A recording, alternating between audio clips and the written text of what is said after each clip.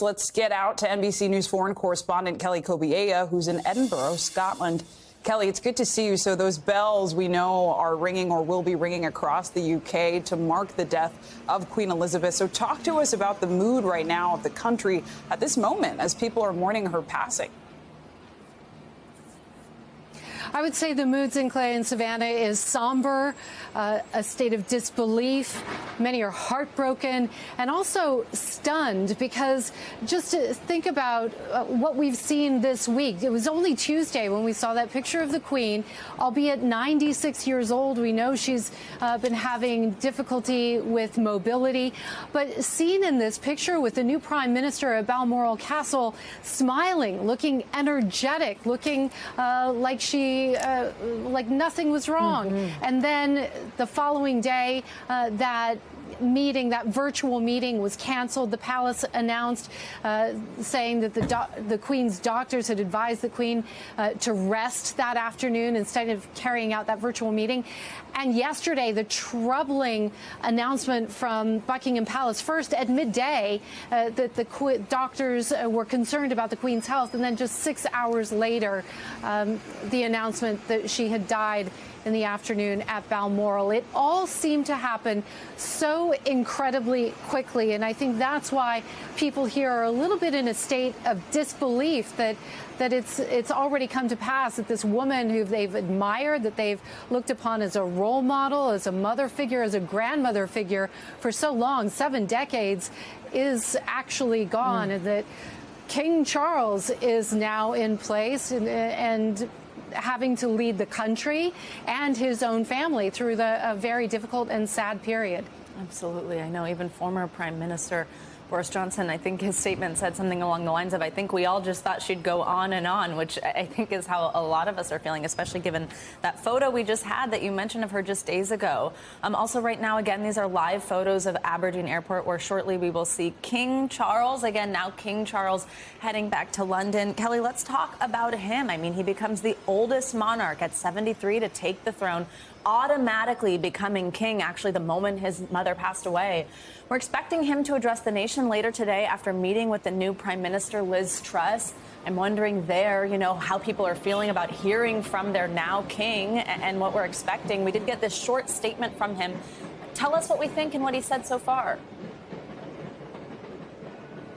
Yeah, and he hasn't been the most popular of princes when he was Prince Charles, and he does have a very difficult role to fill following in his mother's footsteps. That popularity has rebounded in the past few years, and he stands in fairly good stead with the British public. But boy, what a tough position to be in today. He has been speaking on behalf of the family. He put out a statement yesterday saying that this is a moment of greatest sadness for me and all members of my family.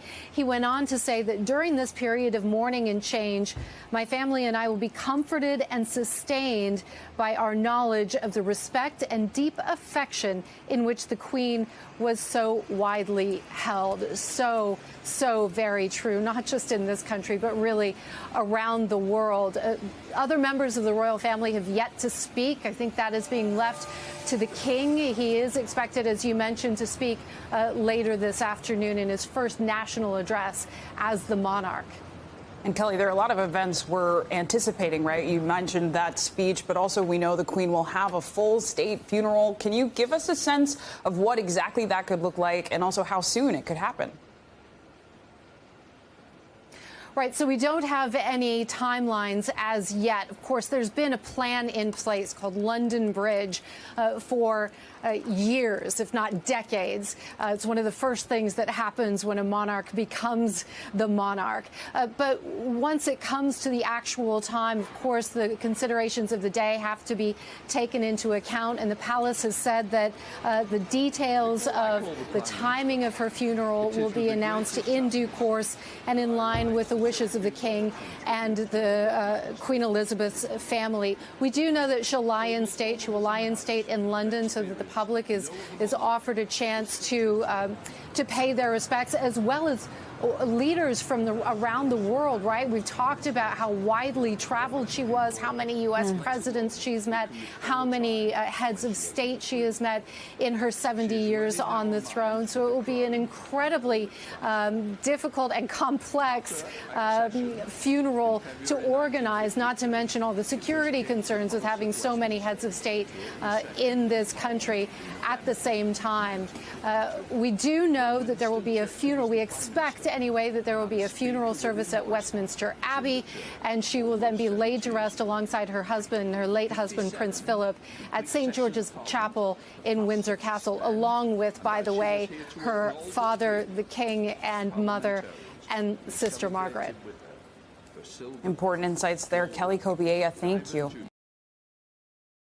Thanks for watching our YouTube channel. Follow today's top stories and breaking news by downloading the NBC News app.